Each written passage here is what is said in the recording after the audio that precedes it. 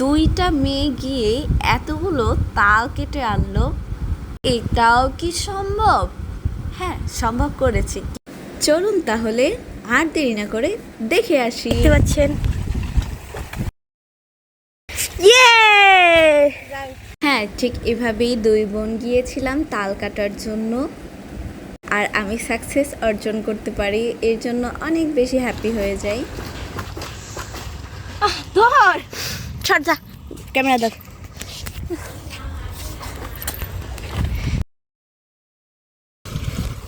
এইটা একটা funny clip ছিল, যেটা আমি শ্রাবণীর কাছে দিয়েছি। ও বলতেছে ধর, আমি আর পারতেছি না, তারপরে আমি কেটে ফেলি তালটাকে।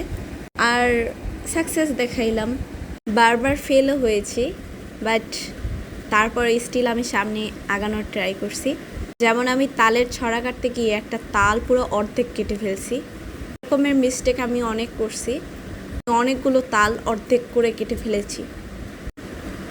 এই তাল কাটাটা অনেক রিস্কও ছিল, আর আমার রিস্কের কাজগুলোতে চ্যালেঞ্জ নিতে অনেক বেশি ভালো লাগে।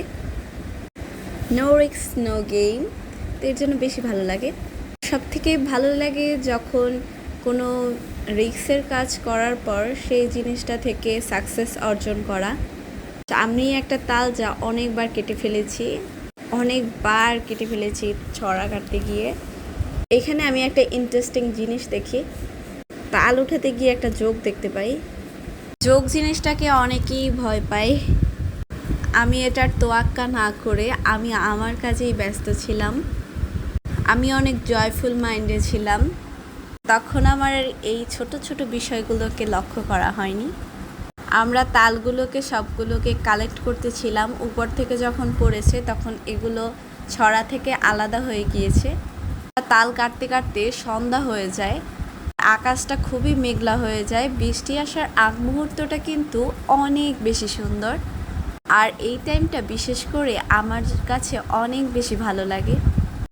এইটা পুরোপুরি সন্ধ্যাও হয়নি, তখন আকাশটা এত মেঘলা আর এত অন্ধকার হয়ে আসছিল, আর বাতাস ছিল সাথে, খুব ভালো লাগতেছিল। আমরা দুই পিঠ তাল কেটে এসে ব্রেক নিয়েছি এবং তাল খাওয়ার জন্য এসেছিলাম।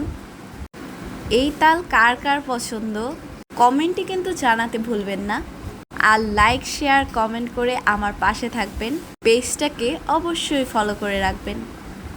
এই তাল কাটার সময় কিন্তু অনেক বেশি রিস্ক থাকে, কারণ পানি তাল অনেক পিচ্ছিল হয়ে থাকে, এই জন্য কাটতে গেলে সাবধানতা অবলম্বন করতে হবে।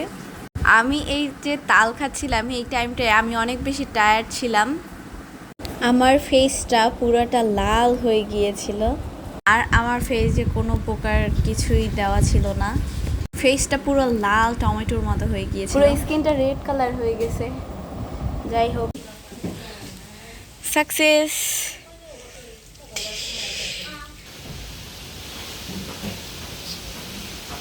তালগুলো নিজেরা কেটে আনছি, যে কারণে অনেক বেশি ভালো লাগতেছে।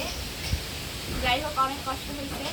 এটা আসলে বড় বোনের থেকে শেখা। বড় বোন আগে থেকে দেখতাম যে সে তাল কাটতো এভাবে, তার কাছ থেকেই শিখলাম, তার কাছ থেকেই অনুপ্রেরণা পেলাম। তার কাছ থেকে আমি বড় বোন বলবো না বড় ভাই বলবো সেটা বলতে পারি না, কারণ সে আমাদের জন্য অনেক কিছু করে। যাই হোক, সবাই ভালো থাকবেন, আমাদের জন্য সবাই দোয়া করবেন। আল্লাহ হাফেজ।